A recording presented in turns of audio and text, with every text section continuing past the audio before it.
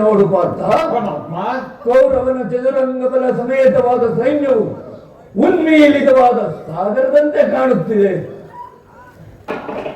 ನೋಡು ಪಾರ್ಥ, ಕೌರವನು ತನಗೆ ಪ್ರಿಯರಾದ ಕರ್ಣ ದುಶ್ಯಾಸನರೊಡನೆ ಅಶ್ವಾರೂಢನಾಗಿ ಸೇನಾರಚನೆಯನ್ನು ಪರಿಶೀಲಿಸುತ್ತಿರುವನು.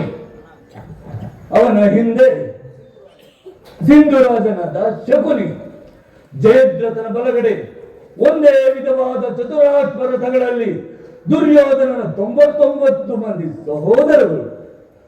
ಅವರುಗಳ ಸಮೂಹದಲ್ಲಿಯೇ ದುರ್ಯೋಧನ ಮಕ್ಕಳೂ ಸಹ ಇರುವರು. ಆ ಮಕ್ಕಳ ರಕ್ಷಣೆಗಾಗಿ ಧನುರ್ಧಾರಿಯಾಗಿ ದ್ರೋಣರು ಸ್ವಲ್ಪ ಮುಂದೆ ನಿಂತುವರು. ದ್ರೋಣರ ಪಾಶ್ವದಲ್ಲಿ ವಲ್ಕಲಧಾರಿಯಾಗಿ ಗಂಭೀರ ಮುದ್ರೆಯಿಂದ ನಮ್ಮ ಕಡೆ ನೋಡುತ್ತಿರುವವೇ ಅಶ್ವತ್ಥಾಮರು. ಇದ್ದ ನೋಡು ಪಾರ್ಥ, ಸ್ವರ್ಣಮಯವಾದ ಅಷ್ಟಾಶ್ವಶೋಭಿತ ರಥದಲ್ಲಿ ಶ್ವೇತವಸನಧಾರಿಯಾಗಿ ಕುಳಿತಿರುವ ಆ ಮಹಾಪುರುಷರೇ ಕೌರವರ ಸೇನಾಧಿಪತಿಯಾದ ಭೀಷ್ಮರು. ನೆಲಗೂದಲಿನಿಂದ ಆತನ ಮಸ್ತಕದು ವಜ್ರಖಚಿತವಾದ ಮುಕುಟವು ಬೆಳಗುತ್ತಿರುವುದನ್ನು ನೋಡು ಪಾರ್ಥ. ಆದರೆ ನಿಮ್ಮ ಪಿತಾಮಹನು ಭರತ ವಂಶದ ಕೀರ್ತಿ ಜ್ಯೋತಿ. ಯುದ್ಧವನ್ನು ಪ್ರಾರಂಭಿಸುವ ಮೊದಲು ಆ ಮಹಾಪುರುಷರಿಗೆ ವಂದಿಸುವ ಮಹಾರಾಜ್ಞ ಮಾನವ ಭೀಷ್ಮನ್ ಕುರುಪಿತಾಮಹ ಅರ್ಜುನನ ಪ್ರಣಾಮಗಳನ್ನು ಸ್ವೀಕರಿಸಿ. ಪರಮಾತ್ಮ, ಇಂದು ನನ್ನ ಜೀವನದಲ್ಲಂತಹ ಪವಿತ್ರವಾದ ಸಮಯ. ನನ್ನ ಮನಸ್ಸಿನಲ್ಲಿ ಹುಟ್ಟುತ್ತಿರುವ ಭಾವನೆಗಳನ್ನು ನಿನಗೆ ತಿಳಿಸಬಲ್ಲನಾದರೆ ಇದೇನು ಅರ್ಜುನನ ಪತನವೋ ಅಥವಾ ಉತ್ಥಾನವೋ ವಾಸುದೇವ? ಅರ್ಜುನ, ಪರಮಾತ್ಮ, ಏನು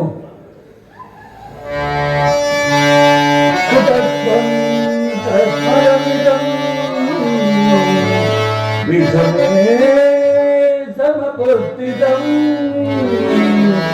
ಅನಾರ್ಯದು ಸಮಸ್ತವ್ಯ ಅನಾರ್ಯದು ಸಮಸ್ತವ್ಯ ಮಮ ಕೀರ್ತಿಕ ಅರ್ಜುನ ಅರ್ಜುನ.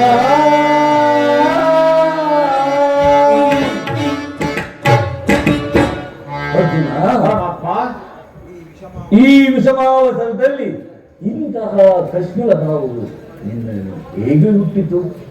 ಕ್ಷತ್ರಿಯ ವೀರನಾಗಿ ಜನಿಸಿ ಅನಾರ್ಯನಂತೆ ವರ್ತಿಸುವೆ. ತೆರೆದ ಸ್ವರ್ಗದ ಬಾಗಿಲನ್ನು ನಿರಾಕರಿಸಿ ನರಕದ ಮಾರ್ಗವನ್ನು ಹಿಡಿಯಬೇಡ. ನರನೆಂಬ ಹೆಸರಾಗಿ ಹೇಡಿ ಎಂಬ ನಿಂದನೆಯನ್ನು ಸಹಿಸಲಾರೆ. ಈ ದೌರ್ಬಲ್ಯವನ್ನು ತ್ಯಜಿಸಿ ಯುದ್ಧಕ್ಕೆ ಸಿದ್ಧನಾಗು ಪಾರ್ಥ. ಪರಮಾತ್ಮ,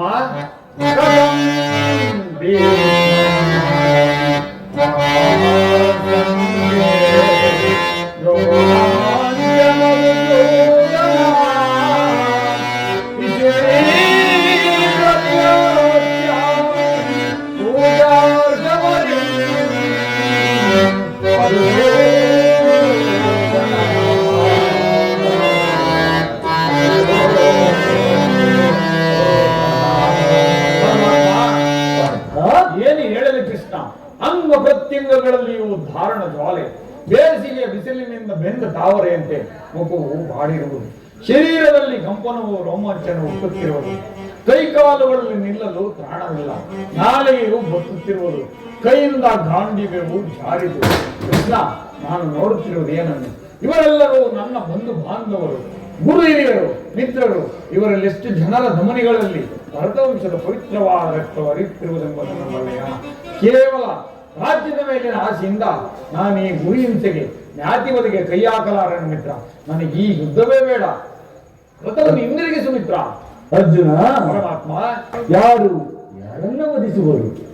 ಅಳಿವಿಲ್ಲದ ಆತ್ಮವನ್ನು ವಧಿಸುವುದು ಅಸಂಭವ. ಮನುಷ್ಯನು ಜೀರ್ಣವಾದ ದೇಹವನ್ನು ತ್ಯಜಿಸಿ ಬೇರೊಂದು ದೇಹವನ್ನು ಆಶ್ರಯಿಸುವುದು. ಮರಣವು ದೇಹದ ನಾಶ, ಅವಿನಾಶಿಯಾದ ಆತ್ಮನ ಅವಸಾನವಲ್ಲ. ಮನುಷ್ಯನಿಗೆ ಯೌವನ, ವಾರ್ಧಕ್ಯ ಆದಿ ಅವಸ್ಥೆಗಳು ಪ್ರಾಪ್ತವಾಗುವಂತೆ ಮಾನವನಿಗೆ ದೇಹಾಂತರ ಪ್ರಾಪ್ತಿಯು ಸಹಜವಾದುದು. ಪಂಡಿತನಾದವನು ಇದರ ಸುಲಭವಾಗಿ ದಿಕ್ಕುಸುವುದಿಲ್ಲ. ಈ ಭೀಷ್ಮ, ದ್ರೋಣ, ನೀನು ನಾನು ಇಲ್ಲಿ ಅನೇಕ ಸಾರಿ ಜನಿಸಿರುವುದು, ಮುಂದೆಯೂ ಜನಿಸುವುದು. ಜನ್ಮ ಮೃತ್ಯುಗಳು ಆತ್ಮನ ಅನಂತ ಪ್ರವಾಸದ ಎರಡು ಅಂತರಗಳು. ಹುಟ್ಟಿದವನಿಗೆ ಮರಣವು, ಮೃತನಿಗೆ ಪುನರ್ಜನ್ಮವು ಮೊದಲೇ ನಿಶ್ಚಯವಾದುದು. ಅಗತ್ಯವಾಗಿ ಆಗಬೇಕಾದುದಕ್ಕೆ ಮೂಢನಂತೆ ಚಿಂತಿಸಿ ಫಲವೇನು? ಈ ದೌರ್ಬಲ್ಯವನ್ನು ತ್ಯಜಿಸಿ ಯುದ್ಧಕ್ಕೆ ಸಿದ್ಧನಾಗು ಪಾರ್ಥ. ಪರಮಾತ್ಮ, ಒಂದೇ ಒಂದು ಸಾರಿ ಕುರುಸೈನ್ಯದ ಕಡೆ ದೃಷ್ಟಿಸಿ ನೋಡಿ.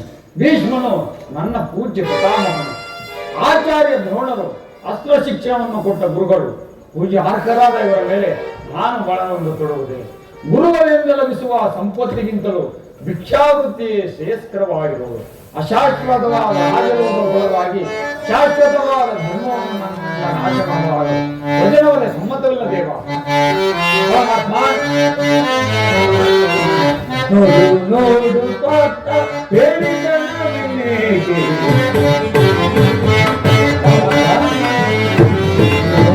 ನೋಡು ಪಾಠ ಹೇಳಿದನೇಕ, ಗರದಿಂದ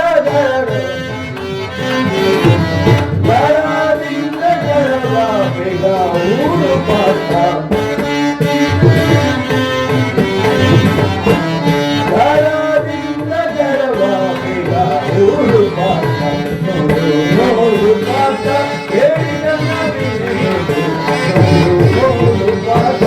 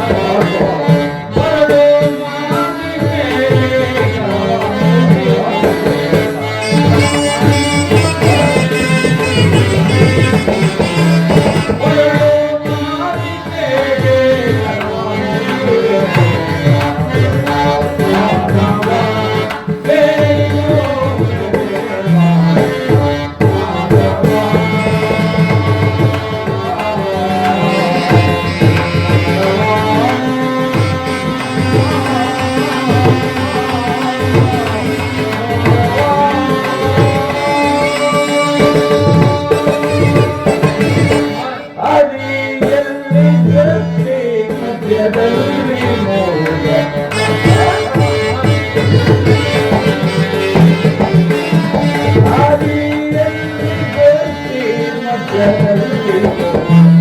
ಸಂಘದಲ್ಲಿ ಭೇದ ದೈವನೀಗ ಪಾತ್ರ.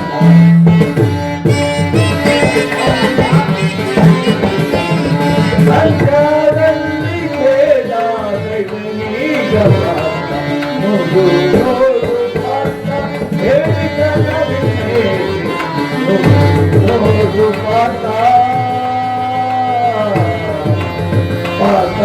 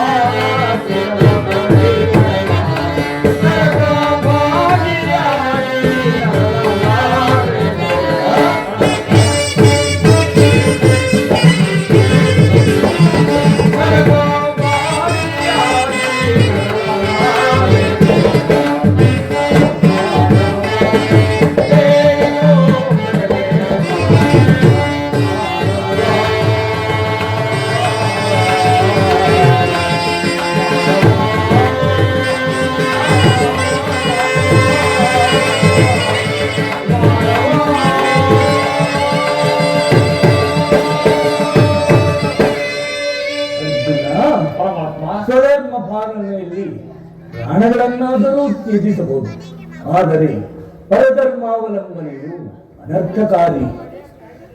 ನೆನಪಿರಲಿ ಅರ್ಜುನ, ಇದು ಧರ್ಮಯುದ್ಧ. ಈ ಯುದ್ಧದಲ್ಲಿ ನೀನು ನಿವೃತ್ತನಾದರೆ ಸ್ವಧರ್ಮವನ್ನು ಉಲ್ಲಂಘಿಸಿದ ಪಾಪಕ್ಕೆ ಗುರಿಯಾಗುವುದು, ಅಕೀರ್ತಿ ಭಾಜನೆನಿಸುವೆ. ನಿನ್ನಂತಹ ಸಂಭಾವಿತನಿಗೆ ಅಕೀರ್ತಿಯು ಮರಣಕ್ಕಿಂತಲೂ ಘೋರತರ. ಶತ್ರುಗಳು ಹೇಳಿ ಎಂದು ಅಳೆಯುವರು, ಆತ್ಮೀಯರು ವಂಚಕನೆಂದು ನಿಂದಿಸುವರು. ಆದ್ದರಿಂದ ನೀನು ಧರ್ಮಭ್ರಷ್ಟನಾಗಬೇಡ ಪಾರ್ಥ. ಪರಮಾತ್ಮ, ಯುದ್ಧದ ಹೆಸರೆತ್ತಿದ್ದರೆ ನನ್ನ ಹೃದಯವು ಕಂಪಿಸುವುದು. ಆದರೂ ಹೇಳಿಯಲ್ಲ, 7 ಜನಾರ್ದನ ಕ್ಷತ್ರಿಯನಿಗೆ ಯುದ್ಧದ ಹೊರತಾಗಿ ಮತ್ಯಾವ ಧರ್ಮವೂ ಇಲ್ಲವೋ? ಅರ್ಜುನ, ಕರ್ಮವು ಮಾನವನ ಜೀವನದ ರಾಜಮಾರ್ಗ. ನೀನು ಕರ್ಮ ತತ್ಪರನಾಗು. ಫಲಾಫಲಗಳನ್ನು ಚಿಂತಿಸಿದೆ ನಿನ್ನ ನಿರ್ದಿಷ್ಟ ಕರ್ಮವನ್ನು ಆಚರಿಸು.